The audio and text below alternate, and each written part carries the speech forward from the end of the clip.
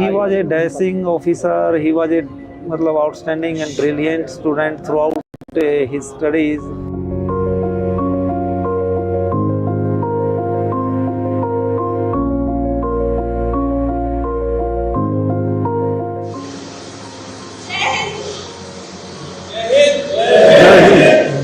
उन आतंकियों को और इस हमले की साजिश रचने वालों को उनकी कल्पना से भी बड़ी सजा मिलेगी. We will pursue them to the ends of the earth.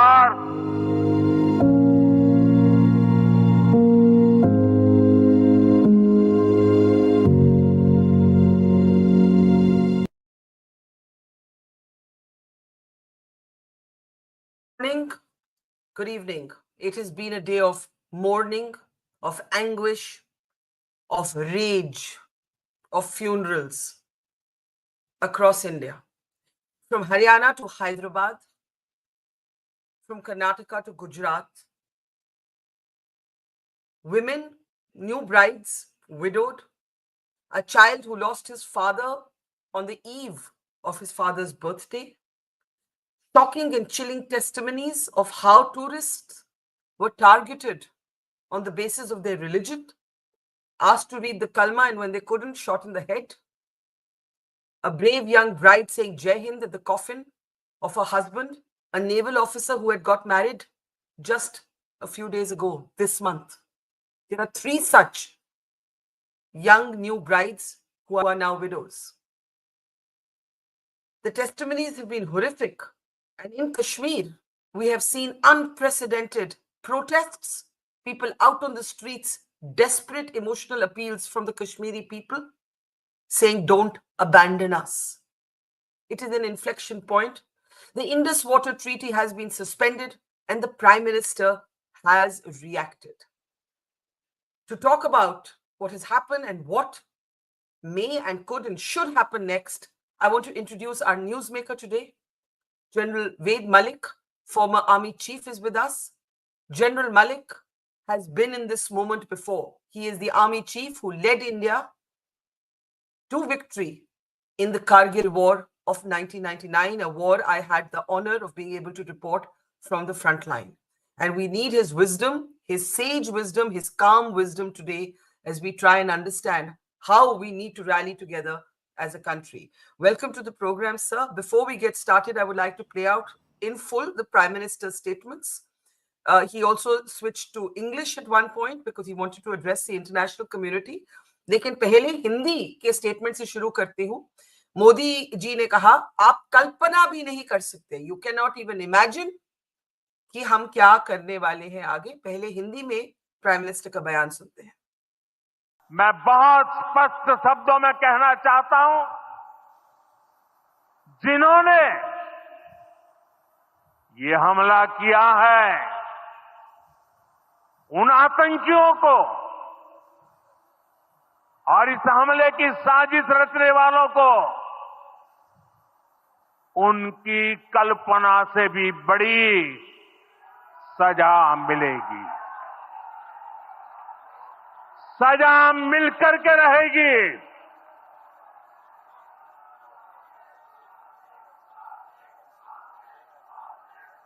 अब आतंकियों की बची खुची जमीन को भी मिट्टी में मिलाने का समय आ गया है.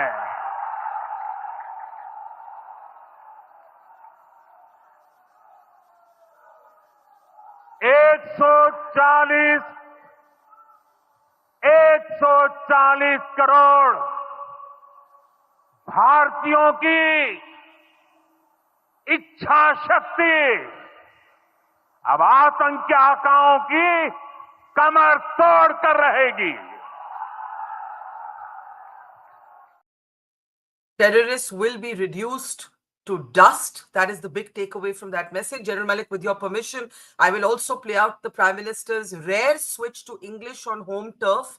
This was done to address the global audience clearly, where he says that India will chase these terrorists to the ends of the earth. Take a look. Today, from the soil of Bihar, I say to the whole world,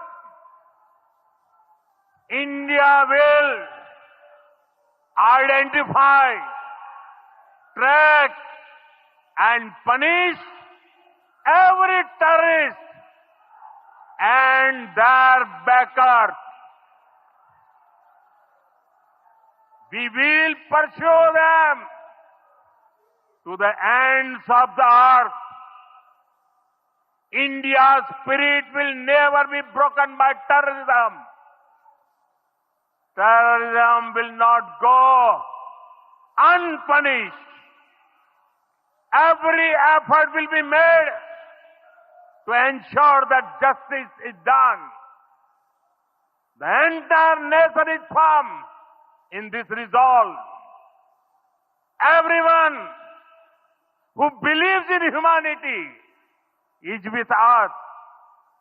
I thank the people of various countries and their leaders who have stood with us in these times.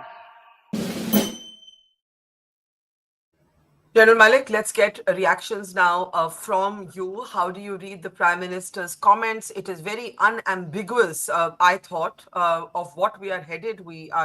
It's clear, I could be overreading, that there is going to be a combination of reactions. Diplomatic ones have already been taken. Military reactions, I'm sure, are being examined. But something has shifted. This is being called India's October 7th. Your first thoughts, sir? Barkha, I have known Prime Minister Narendra Modi for a long time, from the time he was a chief minister. And over the years, one has been watching him. Once I have also met him a few times. But I have never come across the kind of strong messaging that he has done, both to domestic audience as well as to the international community. I have never come across the kind of determination that he has shown. The way, one could see from his eyes, the way one could see from his demeanor, that he went out of his way to make peace with Pakistan. Many of us at that time wondered, why is he doing it, having known Pakistan's behavior for such a long time. But today when I see it, I also see the determination to fight terrorism emanating from Pakistan.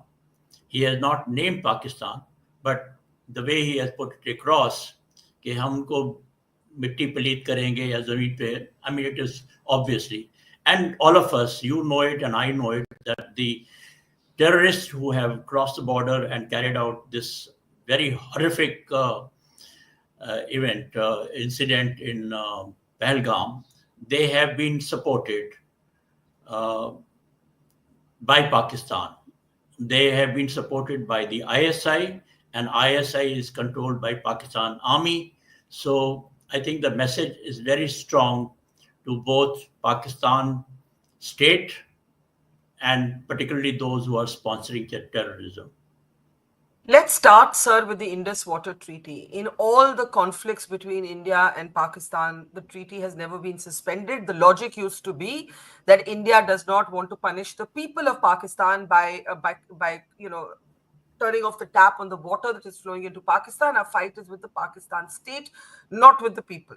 However, clearly something has shifted. The messaging is strong. It's not immediate. The implementation cannot be immediate. It's a complex thing, but the signaling is very strong.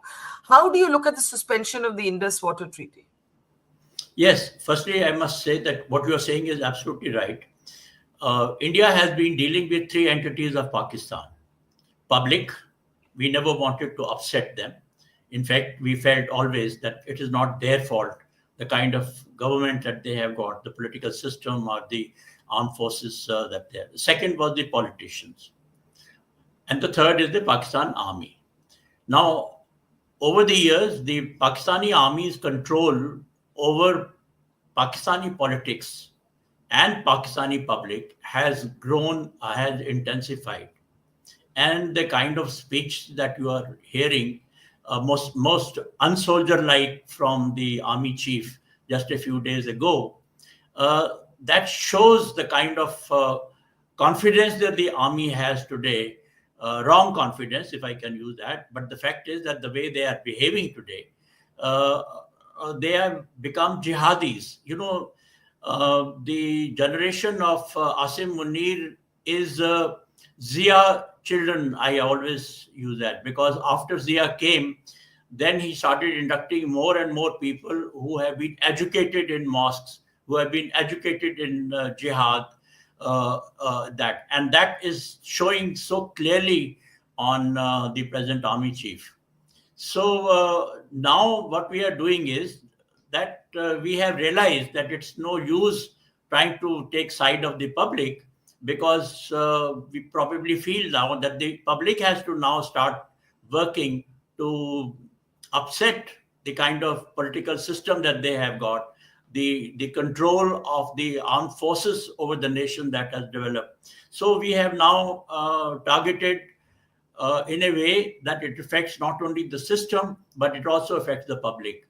And that, I think, is a very clear message going from the Indus River Treaty being held in abeyance. Now, as far as the treaty is concerned, yes, what you have said, we have never touched it because it affects the public, the people. But I think the time has now come, and we are now looking at all the elements, uh, all the options are available with us, and one of them has always been Indus River Treaty. And it's not going to affect the public tomorrow because it will take quite some time.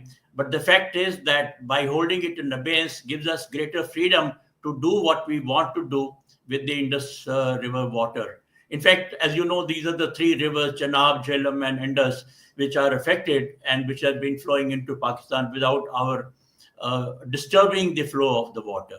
But now, I think, having done this, holding it in abeyance, we will probably be free to do whatever we want with the water, which the Kashmiris want it, which our own western states like Haryana, J&K, and Punjab, they want it. So we will be able to use that. But it's not going to affect the public tomorrow in Pakistan. It's going to take some time. Yeah, it is more symbolic. Obviously, it's not like a nalka that you can just turn off, but it's important that we remind our audience that the Jammu and Kashmir Assembly has actually in the past passed unanimous resolutions asking for this treaty to be scrapped because they have said ye pani hamare sath rehna chahiye. So it's a very important shift. But now General Malik, as the general who led India to victory in the Kargil war, the nuclear blackmail that has often been used. Now, we are not in 1999. If you remember, in Kargil, Vajpayee did not give the green signal for crossing the line of control, as you have documented in your memoirs, as the air chief of the time has spoken about. But those red lines were shifted with Balakot, with the surgical strikes after Uri, owning them, and those red lines were shifted. But even today, Pakistan obviously banks on nuclear blackmail and believes that India's response will always be contained because it has to be under that threshold. Given those conditions or in the region, what do you think India will be examining? And again, I don't want to discuss anything operational, nothing sensitive, but what do you think will be the challenges right now for the Indian military leadership? Barkha, even during Kargil war, the fact is that we had deployed our forces all along the western border. That was part of our strategy at that time, not only the army, but the navy as well as the air force. And we had put pressure on Pakistan, not only in J&K or Ladakh, but all along the western border. And I knew fully well that there is loose talk. There is a lot of loose talk about nuclear weapons in Pakistan. And also, over the years, immediately after that, I had also worked out and propagated strategy of limited war. In fact, it is known to all the people in the armed forces, even others also, that we talked about limited war. And that kind of limited war or action is possible as long as we can control its escalation, both militarily as well as politically, at a certain stage. We have to be very conscious of that. Yeah. So these kind of incidents have been taking place earlier also, despite the nuclear weapons, and probably they will continue. And Pakistan knows it very clearly that if they try and use the nuclear weapons, well, we may lose something, they will lose the whole nation, whole country, and that is no empty threat. I mean, we all understand that we have that readiness, we have that capability. Now, as far as the actions are concerned, firstly, all these actions, the way we have started, it has to be making use of all the options which are available: foreign, our diplomacy, our political, our economic, as well as the military. And in the military, I should also add both overt and covert. You know, I don't know whether we've been using covert, but the fact is that it should be considered when things of this nature are happening. Now, what is going to happen is, again, when it comes to military actions, it is not a single service action. It's not just Army, Navy, and Air Force. Now we understand it much better that we have to make use of all the military instruments that we have in our country, which are available with us, that they are functioning under one command and control. So we have much better capability today. Now, I'm not going to go into small details as to what we can do, where we can do, or when we will do it. But those are the options which I'm sure are being considered by the CCS. The final order will have to be given by the CCS, Cabinet Committee of Security. But I'm sure all the military elements that we have in the country, they would be discussing, the leadership would be discussing that and finalizing the plans. Let me also tell you that we always have some contingency plans on the western border as well as on the northern border. Now, those contingency plans are available. They need to be brushed slightly, depending on the time, depending on the circumstances. And with the go-ahead, if it is given, when it is given by the political authority, they can be utilized. I think it's very important that you remind us that even during Kargil, there was troop deployment along the western border. And I also remember from your book and earlier interviews that we had done that you definitely had the option of opening a new front. And you had definitely war gamed and prepared for that. So you're saying nuclear blackmail won't work.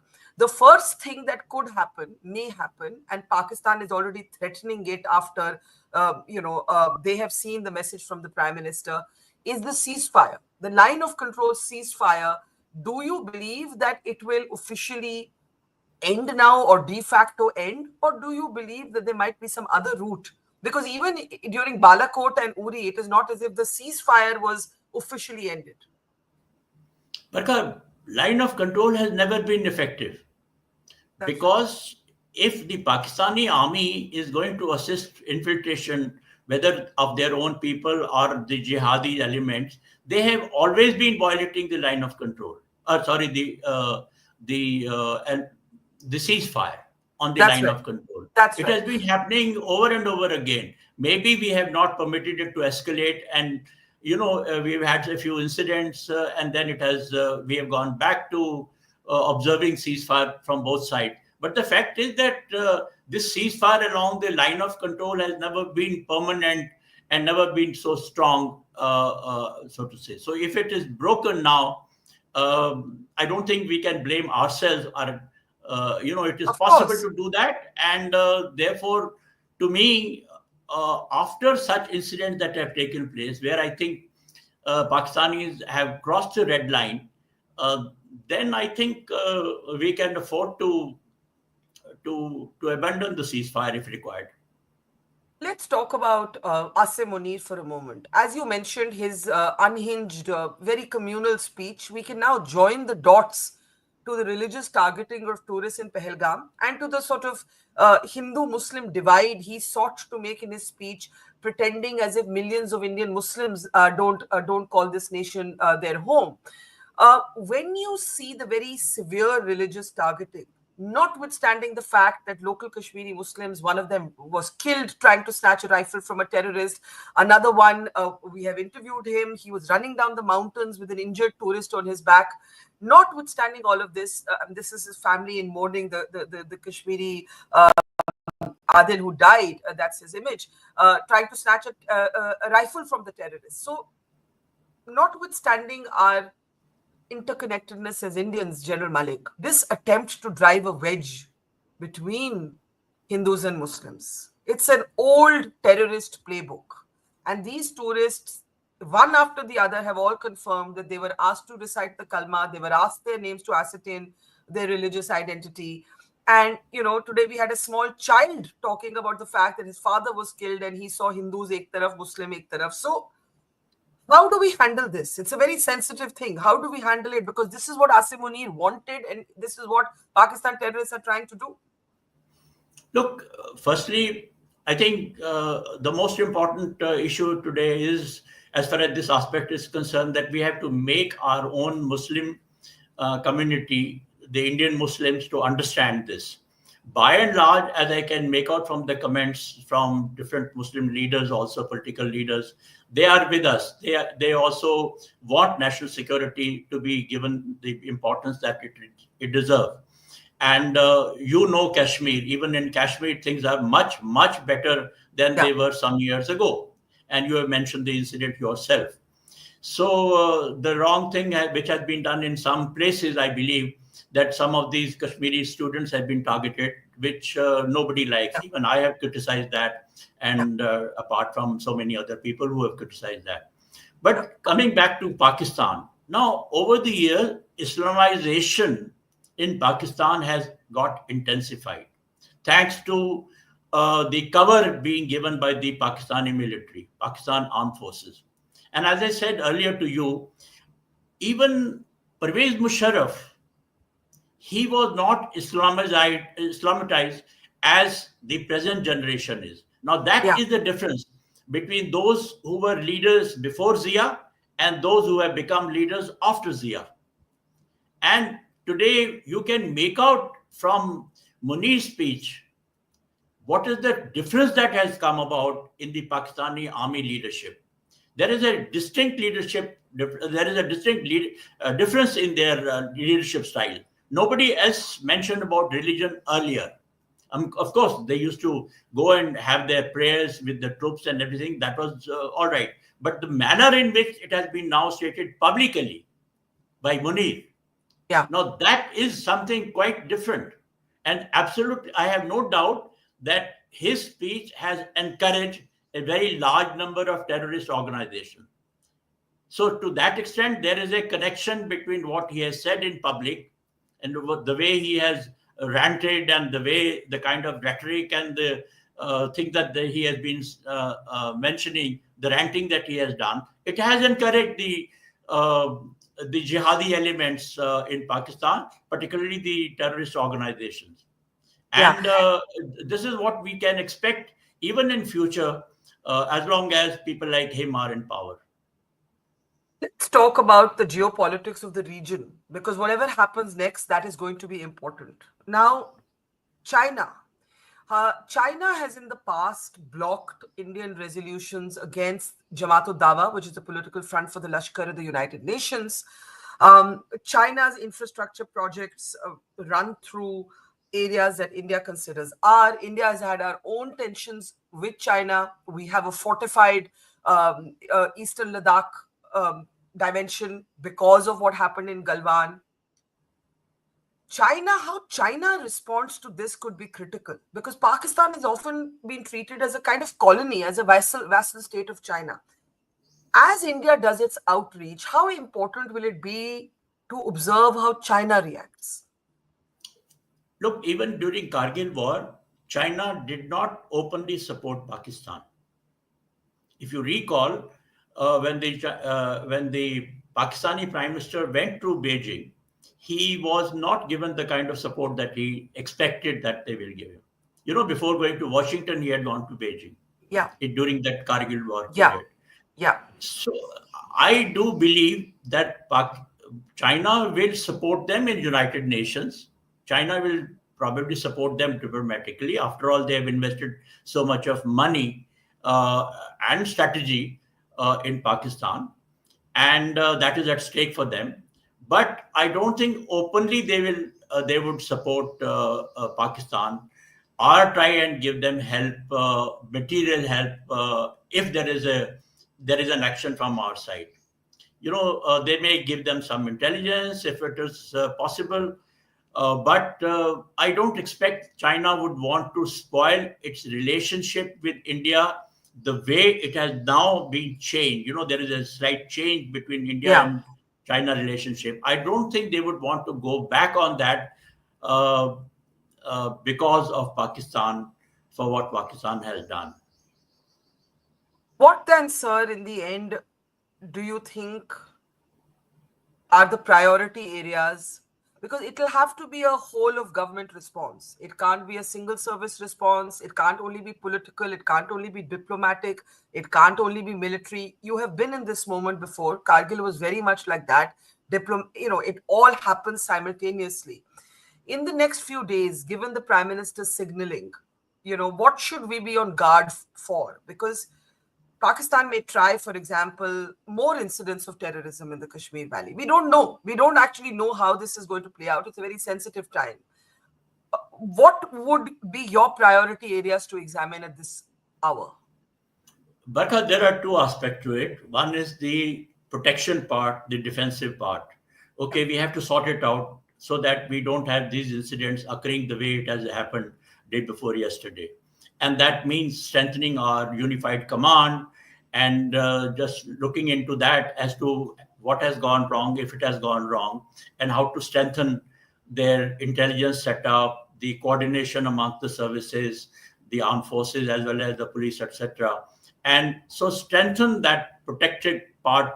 Also, action has already been taken. I felt that when tourist season take place, we had not adequately deployed our troops, our policemen.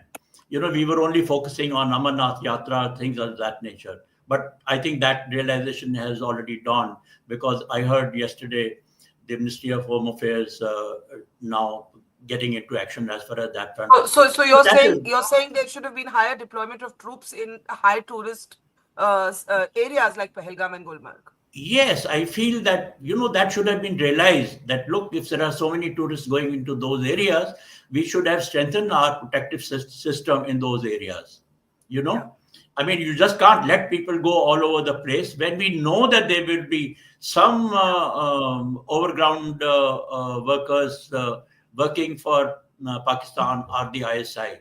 The fact is that there are a few, not too many maybe, but there are a few people who are still working at the behest of Pakistan. So that is one aspect as far as the protection part is concerned. The other is we have to do things of the kind that we have done, whether it was Balakot or it was surgical strike, but we have to do it again and again. We have to repeat them. Just doing it one-off is not enough message. We want to give them message that if you indulge in a thing like this, you will also suffer, and you will suffer heavily. So it has to be a strong message to be done, and it has to be repeated again and again, so that they know that, look, something will come on us also. So with that kind of strategy, you will not be able to stop all incidents forever. They will still be occurring, and therefore it is important for us to have the correct protection system also in place. But this other aspect is also, just one Balakot is not going to be helpful. We have to keep repeating this kind of action to effectively harm the infrastructure which is promoting terrorism, cross-border terrorism from Pakistan side. General Malik, there is one theory that Asim Munir, having been absolutely weakened and diminished by what happened in Baluchistan when the passenger train came under attack, will actually look for this moment with India to try and regain relevance at home, to try and regain, because the Pakistan army defines itself and its existence vis-a-vis India. And therefore, while India responds, India has to respond on our terms and not fall prey to what Munir wants to provoke us into doing. So how do we navigate this? How do we establish that any retaliation is on our terms and isn't giving us and Munir a new lease of life? Or is that not a concern? Is that we don't care what happens to him? We just have to respond in the way that it suits us. No, firstly, what you're saying is right, because today it shows frustration on his part. The fact is that Pakistan Army has not been able to put down the kind of activity which is taking place in Balochistan or on the western border in northwest frontier, these places. And it shows the Pakistan Army frustration. And he's a leader, so he can indulge in a thing like this. Psychology, that look, I'm still strong. And there is no doubt that as far as the Pakistan Army is concerned, their complete status that they have acquired over the year, the authority that they have acquired over the year, is only dependent on their enmity with with India, and particularly on Kashmir. So they may indulge in a thing like this because of the frustration. But whenever we respond to that, our response has to be very effective and it has to be strong. We couldn't care less what happens to Munir or his types. Okay. But as far as we are concerned, we should have our aim very clear that we will stop terrorism, cross-border terrorism emanating from that. If possible, I would say that bring the Pakistan Army to its knees so that people also realize, the Pakistani people also realize that Pakistan Army is doing a lot of harm to them. That also should be one of our objectives whenever we decide on whatever action that we are taking. Absolutely. But to bring Pakistan Army to its knees, General Malik, we are talking then of a limited war at the very least. Yeah, I think so. We have to be prepared for that. Now, how it starts off and how it escalates, I won't be able to talk about that at this moment. But I think some strong message has to go, and let people realize in Pakistan that whatever Munir has done or his people have done, it is going to harm Pakistan also, the people in Pakistan also. Besides the protecting part, deterring them to do more harm to us. Yeah, absolutely. I think you echo the national sentiment. Before we let you go, there have been other suggestions that have come. For example, we had a diplomat on our platform saying India should now support Balochistan openly. India should support the Baluch movement. That could be one thing. This is like our October 7th. Basically, our strategy has to shift. This is an inflection point and something has to change. What would you say has to be the fundamental change when you say the Pakistan Army now must be brought to its knees? And I agree. Look, we have to, as I said right in the beginning, that covert action has to be one of the options. And when you indulge in covert actions, you don't declare that I'm doing that. Yeah. So whatever we have to do, we should do it, but we need not be open about it. Nowhere in the world you have covert action being owned up by people. So while we do that, if we have to do that, but we did not talk about it, or we did not declare about it. Absolutely. So that kind of an attitude should continue, I suppose. Thank you, General Malik. It has been a very instructive conversation. The general who led India to victory in the Kargil war, as India stands on the precipice of a very, very strong, bold, definitive retaliation against Pakistan and its backing of terror groups. After the Kashmir terror attack, the Prime Minister has signaled the direction, and General Malik says that we are looking at a Pakistan army that is an army of jihadis and jihadists. This is a post-Zia-ul-Haq phenomena, and this is a moment to bring the Pakistan army to its knees. India could not agree more. General Malik, thank you. Thank you so much. Take care, sir. Jai Hind. Thank you, Barkha. Thank you. Jai Hind. It's great to see you here. Thank you for watching our work. If you haven't subscribed yet, don't forget to click the bell icon and subscribe to Mojo Story and support independent, robust joining us.